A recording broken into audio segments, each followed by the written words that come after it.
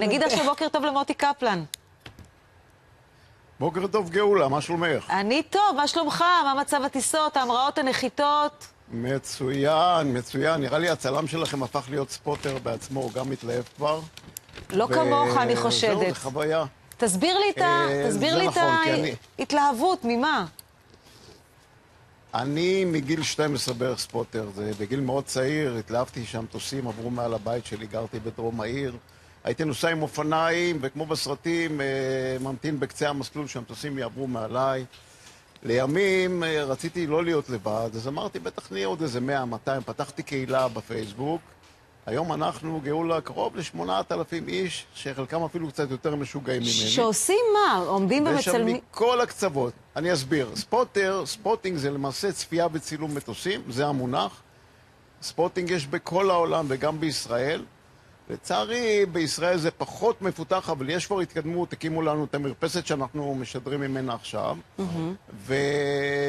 ולמעשה, החוויה היא מדהימה, כלומר, לראות מטוס של 200-300 טון מעלייך עובר בגובה של 20-30 מטר, גם עם הציה האדישה, ואת פשוט תתלהבי מזה. סליחה, אבל לא ראית אחד, ראית את כולם? לא, מה פתאום, גאולה, מה פתאום? לא, אני פשוט לא מצליחה, תדביק אותי בהתלהבות. הנה, ליאור כבר שם. אני מכיר את התחום, אני גם רואה...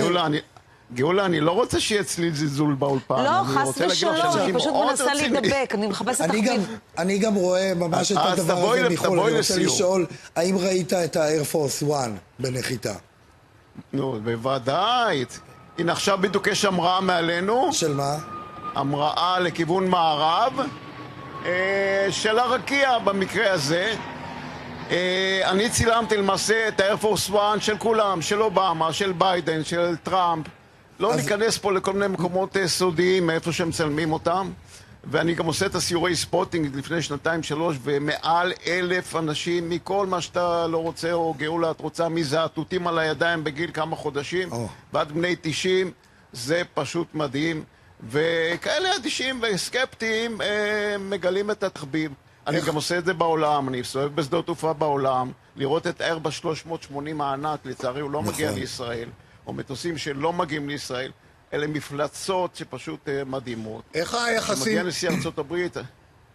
איך היחסים ביניכם לבין קהילת הצפרים?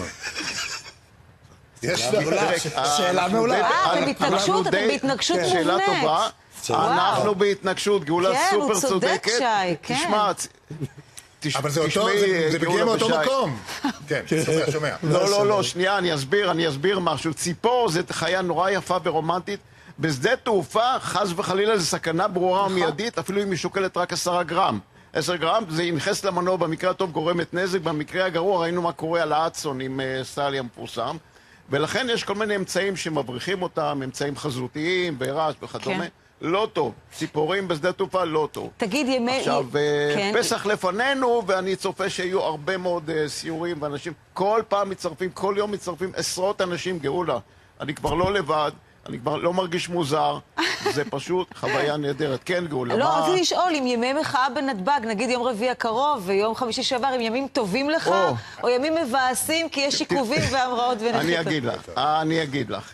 את מזכירה לי שבביקור האחרון של ביידן, נפלה לי, סליחה, אירוע של 50, סיור של 50 איש, וזה היה הזוי. אני רק רוצה... נכון.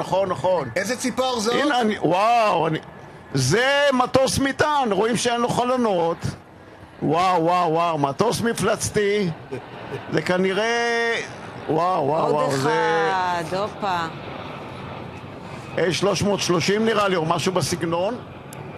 את רואה גאולה, תשמעי, את חייבת לבוא לעשות ציור ספוטינג, ונראה את האדישות והציניות, איך היא תיעלם לך. כן. דרך אגב, את יודעת, אנחנו כבר 8,000... משפט אחרון, אנחנו 8,000 אנשים מכל הגוונים, ולא צריך לספר על המדינה שהיא די בטלטלה. אנחנו משאירים מחוץ לקבוצה, יש מכל הסוגים, אנחנו לא מדברים על פוליטיקה. כן. זה אסקפיזם במיטבו. יפה. נהנים, מעלים תמונות, לא מתעסקים בפוליטיקה. זה סוג של חוויה מחוץ לתחום הפוליטי. יפה. מוטי, תמשיך ליהנות מהתחביב שלך. אני מקנאה בך על ההתלהבות. תודה רבה, ואת מוזמנת, בוודאי. את תבואי פעם אחת, אני מעדיפה להיות בפנים כשאתה מסתכל עליי טסה ומבלה. ברור, אבל גם בפנים אני מצלם. גם בפנים אני מצלם את ההמראות בנחיתות. כולנו מעדיפים. ברור. תודה לך. יום נהדר לך, פרסומות מיד שווים.